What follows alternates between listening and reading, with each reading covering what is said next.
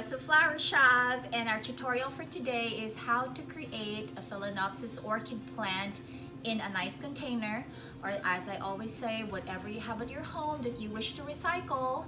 But for the time being, I'm going to use this container right over here. And my client requested that because her husband is a Lakers fan, I use Phalaenopsis orchids in purple and in yellow. So let's begin. I actually put paper, you see, inside of this so it elevates it a little bit.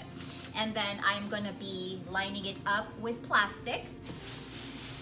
And this is like, you see, it's like there's a thank you in there, so that means this is recycled. I like recycling, so bag right over here and just slip it in.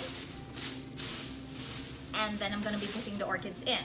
Now the liner is just so the water is not gonna leak from the paper or all the way to the inside, or most especially if you have a container that has a hole at the bottom of it, if you're using a terracotta pot. Now let's get the orchids. So these are the orchids that I picked. You see, one is like really deep lavish purple color, and then the other one has yellow with a purple tip, so they match. They're very cohesive to each other. And then if you notice, they have been curved up a certain way, so I thought about it and I'm gonna make a heart shape out of them by placing them this way, you see, and then now it becomes a heart. And then what I do with the plastic is I just tuck them in. I mean, if you want to cut them, that's okay, completely okay, but why not just tuck them? You know, it saves you time to cut them and you don't have to be worried about anything. Okay, so be careful with the roots as well. You know, these are live plants, and I'll treat them like one, with finesse, with gentleness. And if you notice, I'm not like tucking the roots inside as well. I just let them flow from the outside. Now, a lot of people always ask me, it's very intimidating, they said, to take care of orchids. And I always tell my clients that this is one of the easiest blooming plant you can really care of in your home or in your office. You know why? It actually requires less water, that's one. Most likely water them like a quarter cup or 2 ice cubes every week. That's all that it is. And lighting wise, as long as it's in a moderate light, not even close to the window, because it doesn't like direct sun. You know, it creates like spots when it gets to the sun and it's exposed too much to it, so it damages the leaves as well. So moderate light, away from the sun, is totally fine. Now my next one would be putting moss underneath it. So I usually combine 2 color moss. Moss either comes with a natural color. This time I'm going to be using the lighter color right over here. You see it? And then another darker. And then I'm just going to combine them together to create that more organic texture onto them. I'm going to show you. I'm just like doing that. Like separating them. And if you notice, when I combine them together, texture is way different. You see? So what I do is I stretch them to lengthen them, and then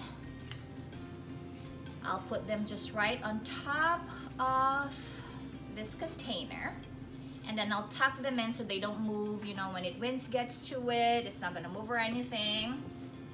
Now I'll rotate so you'll see it from right over there. So you can see it from that angle. Yeah, I think you can. There you go.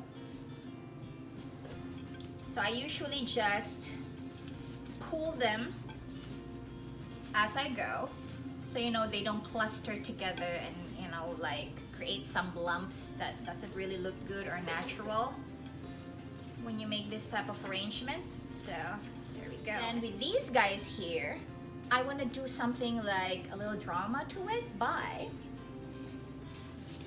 using a copper wire. I usually use just black or green, just something basic organic color. And make sure you would use a wire cutter for it. So I would cut most likely maybe 3 inches, 3 to 4 inches of this. So why 4? Because I want to do 2 on each side. There. Copper wire. Get a little bit of our Spanish moss. Spread them out or fluff them out. And then these guys right over here, to make it look more professional, I put this right over here, round it up like so on all sides, and then use the copper wire to tuck them in. Now be very extra careful not to do it too tight. You see it? There we go. So we'll do another one. Now this one is darker, so at the bottom part of it I'm going to use the lighter one. Same thing, just do it like this.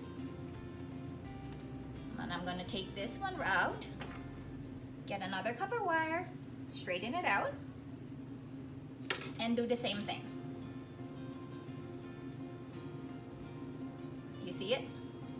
Okay, so make sure they're all covered up from all sides, like a round ball, and then tie it with the copper wire carefully, not too tight and not too loose. Now there are so many ways to decorate your orchid. You can put butterflies into them, but for this time I want to use a bow. So this is the bow that I pre-created, and if you're asking how I had this done, most likely in one of my tutorials I'm going to teach you how to make bows. So give it a quick blow. And then how I put my bow is, since this is a heart shape, I'm going to put this on the side, so it gives that like a gift feel to it. Make sure it's on the side. Let me rotate so you'll see it. And there you go. Now if you notice, the leaves are really clean, but if you want them to be shiny glossy, there's always these sprays, and it's called Leaf Shine. So you can get this at any craft store, and just give it a quick spray. And there you have it, all set.